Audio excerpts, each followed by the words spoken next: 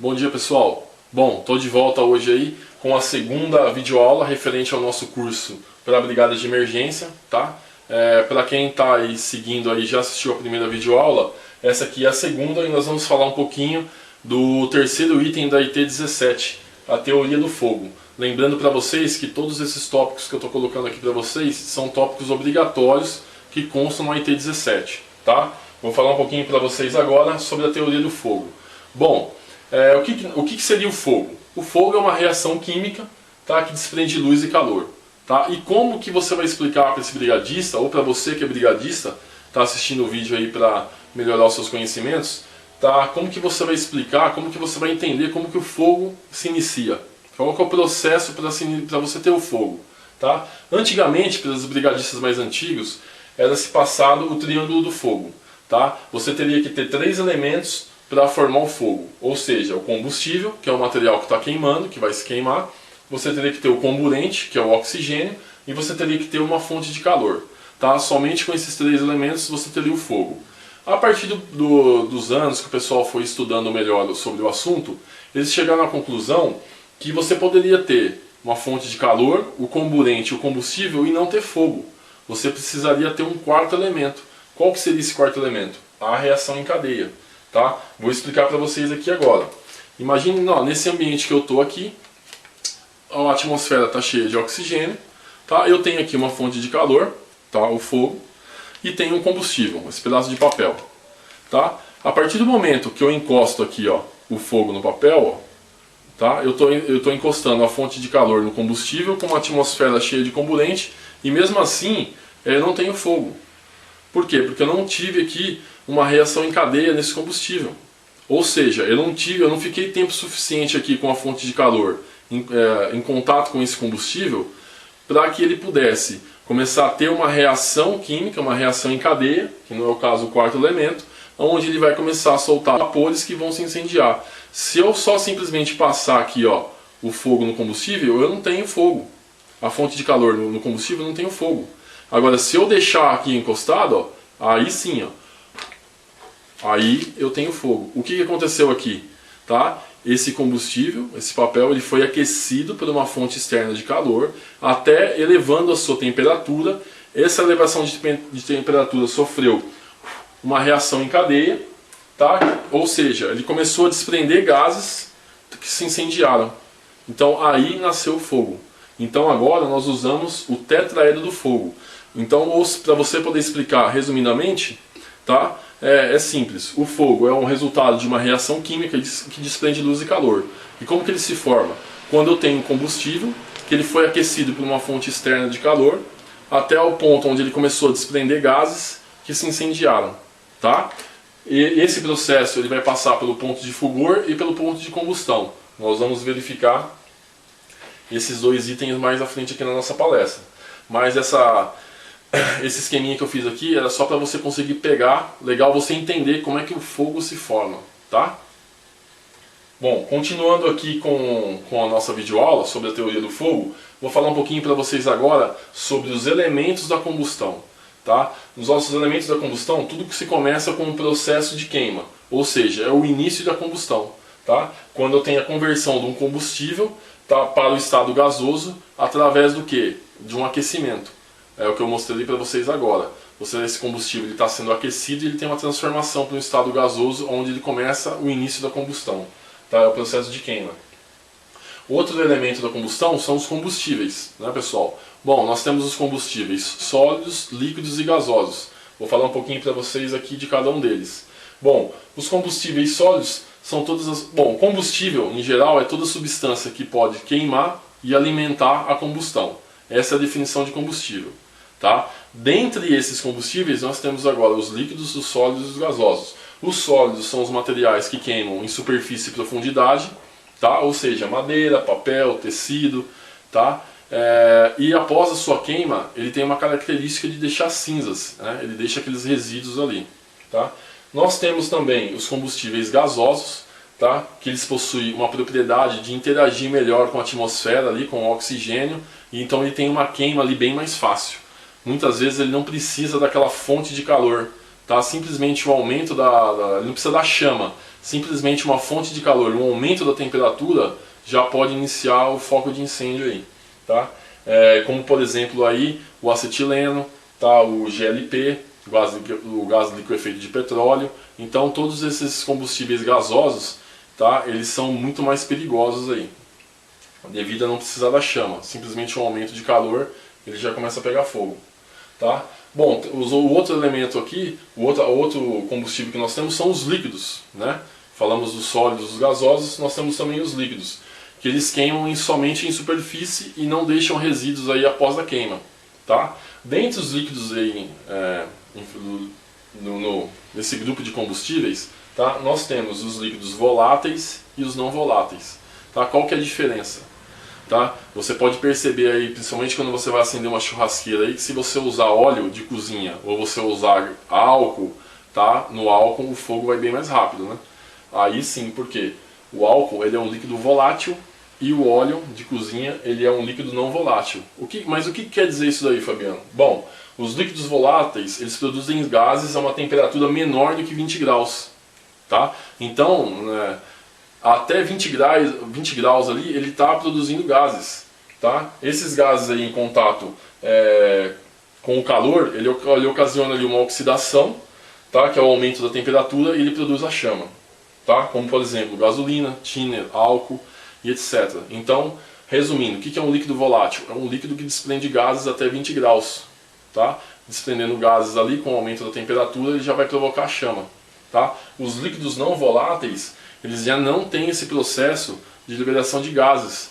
Para ele se incendiar, ele precisa de uma fonte de calor ali, ele precisa ser aquecido, tá, para poder começar a pegar fogo. Por isso que quando você vai acender a churrasqueira, é muito mais fácil você acender com álcool do que com óleo de cozinha. O óleo de cozinha, o fogo demora, por quê? Porque esse óleo tem que ser aquecido, mas também quando ele pega fogo, ele consegue se autossustentar ali na chama. Então são os óleos, as graxas, essa é a grande diferença dos líquidos voláteis para os não voláteis, tá? Você que é brigadista, é muito importante que você saiba isso. Porque se você estiver numa indústria, e você tem que saber lá o que está queimando, né? Bom, o outro elemento aí seria o comburente. O comburente é o elemento que possibilita aí que a chama aconteça. É o que dá vida, né? É que intensifica a combustão. Ou seja, na maioria dos casos é o oxigênio, tá? E só uma curiosidade aqui, muita gente às vezes aí acaba se tropeçando nisso aqui, achando que a nossa composição atmosférica, o nosso ar, ele é só oxigênio e gás carbônico, né? Você respira oxigênio e solta gás carbônico. Não, 21% da composição do ar somente é oxigênio, o resto, 78% é nitrogênio e 1% são outros gases. Por isso que na RCP, quando você fazia a insuflação, tá? O organismo, para quem não sabe, ele absorve só 4 a 5% do oxigênio que nós respiramos. Então quando você solta o ar, você não está soltando só gás carbônico. Você está soltando por volta aí de 16% de oxigênio. Por isso que a insuflação era feita, tá? O pessoal tinha muita dúvida nisso daí. Falava assim, pô, mas se eu respiro oxigênio e solto gás carbônico, pô, como que vai ajudar aquela vítima? Tá aqui a resposta, tá? A nossa composição atmosférica não é só 100% oxigênio e nós não utilizamos esses 21% de oxigênio quando nós respiramos, apenas uns 5% aí. Bom, vamos voltar aqui para o curso de brigada, que primeiros socorros aí é mais para frente. Bom, temos também o calor ou temperatura. Então, o calor é necessário e a elevação da temperatura para que o combustível desprenda vapores suficientes para fazê-lo entrar em combustão. Que foi aquele primeiro exemplo com o papel e com a vela aqui que eu falei para vocês. Você precisa do calor. Ou tá, para quê? Para aumentar a temperatura, fazer com que esse combustível desprenda gases e se incendeie. E nós temos aqui a reação em cadeia. A reação em cadeia torna a queima autossustentável, tá? Ou seja, o calor irradiado das chamas, ele aquece o combustível. Esse combustível ele é decomposto, ele sofre um processo químico, onde ele começa ali a desprender as partículas menores, desprender gases, que se incendeiam aí em contato com o oxigênio, tá? É um ciclo, né? Então você tem a chama, aquece esse combustível começa a eliminar vapor, se incendeia, o próprio foco de incêndio ali, ele volta para o combustível emanando ali radiação, aquecendo esse combustível, e esse processo ele não tem mais fim. O fogo ele vai se alimentando. Enquanto ele tiver calor, combustível e o oxigênio para alimentar a chama, ele fica num ciclo ali, tá? Nada mais é do que a reação em cadeia, tá? É um processo constante ali. Bom, temos também agora, isso aí é muito importante para o brigadista, quais são os pontos e temperaturas importantes do fogo. Nós temos alguns pontos aí, tá?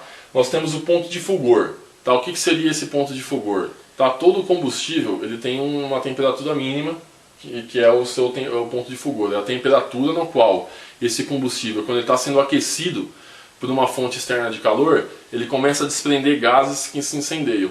Então se eu ficar com a vela aqui no papel, vocês puderam perceber que é muito rápido a chama. Agora se eu pegar um pedaço de madeira aqui e ficar com essa vela aqui, ó, eu vou ter que ficar aqui, ó, um tempão com essa chama na madeira para até conseguir ocasionar uma chama aqui. Por quê? Porque o ponto de fulgor da madeira é bem diferente do papel, né? O papel com uma temperatura ali menor, ele já começa a desprender gases e se incendeiam. A madeira não. A madeira precisa ter uma temperatura maior para mim conseguir produzir aqui, conseguir com que ela comece a desprender gases para poder se incendiar. E aí você fica na dúvida, pô, mas como que esses caras descobrem? Como que é descoberto? Qual é o ponto de fulgor de cada material combustível, né? Se você que está estudando segurança do trabalho, se você pegar a FISPIC dos produtos químicos, todas as FISPICs têm lá o ponto de fulgor, ponto de combustão, de ignição, todas essas informações estão na FISPIC também, porque ela é muito importante para você. Bom, esse aqui é um esqueminha para vocês conseguirem entender. Você tem um tubo aqui, ó, aqueles de laboratório, de vidro, onde você tem aqui um combustível dentro e ele está sendo aquecido.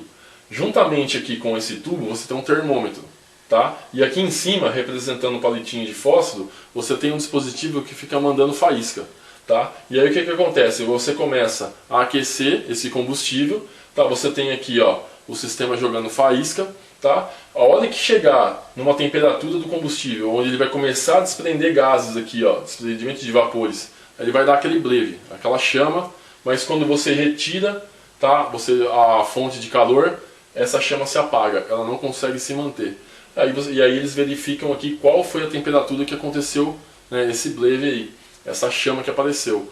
Aí é que eles descobrem aí o ponto de fulgor de todos os combustíveis. Então é assim que é feito.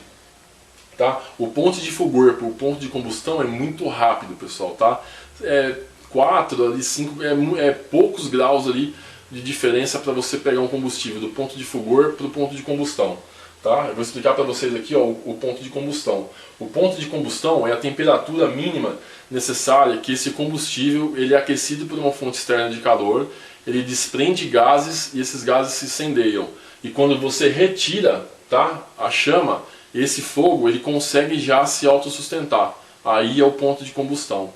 Tá? Como que eles fazem? A mesma coisa aqui. Quando eles retiram a chama aqui, ó, a fonte de calor, e o fogo continua se mantendo, eles olham no termômetro e eles conseguem verificar qual é a temperatura aí de combustão desse combustível. Tá? Então, o ponto de fulgor é o primeiro estágio, onde o combustível está sendo aquecido por uma fonte externa de calor, começa a desprender gases que se incendeiam, mas quando retira a chama, ele apaga. Tá? Mas se a chama continuar, logo em seguida ele já entra na combustão. Ou seja, quando ele pega mesmo, você pode retirar aqui, ó, a fonte externa de calor, que esse fogo ele vai conseguir se manter. Tá? Esse é o ponto de combustão. E nós temos também o ponto de ignição. Tá? O que seria o ponto de ignição? É aquela temperatura onde esse combustível ele consegue soltar gases, tá? Desprender gases combustíveis, que ao simples contato com o comburente, com o oxigênio, tá? Ele começa a pegar fogo. Ele não precisa dessa fonte aqui, ó, externa de calor para pegar fogo. Como eu falei para você dos gases lá, os combustíveis gasosos. Se você tiver um ambiente muito quente, a temperatura começar a elevar muito, mesmo sem a chama, só com o aumento da temperatura, tá? Dependendo do grau que chegar, esse combustível vai começar a se incendiar, mesmo sem que você tenha ali o fogo ali para começar um princípio de incêndio. Tá? Aqui eu coloquei um exemplozinho para vocês poderem entender o que eu estou falando. Tá? Aqui eu separei aqui só para vocês terem uma ideia, o álcool e a gasolina. Temperatura de fulgor mais ou menos do álcool aí é 15 graus e a temperatura de ignição 400 graus. Gasolina 43 graus negativo, tá? É o ponto de fulgor dela. e a temperatura de ignição da gasolina é 246 graus. Tá? Então, imaginem a seguinte situação: eu tenho o álcool e tenho a chama. Só que esse ambiente aqui está numa temperatura menor do que 15 graus. Então, mesmo que o álcool tenha contato com a chama, eu não vou ter fogo, porque para que esse álcool comece a pegar fogo, eu tenho que ter uma temperatura mínima aí de 15 graus acima. Tá? 15 graus abaixo, eu não vou conseguir ter fogo.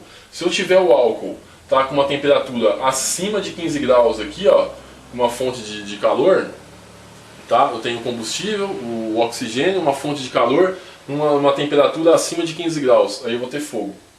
Ou se eu tiver o álcool, tá?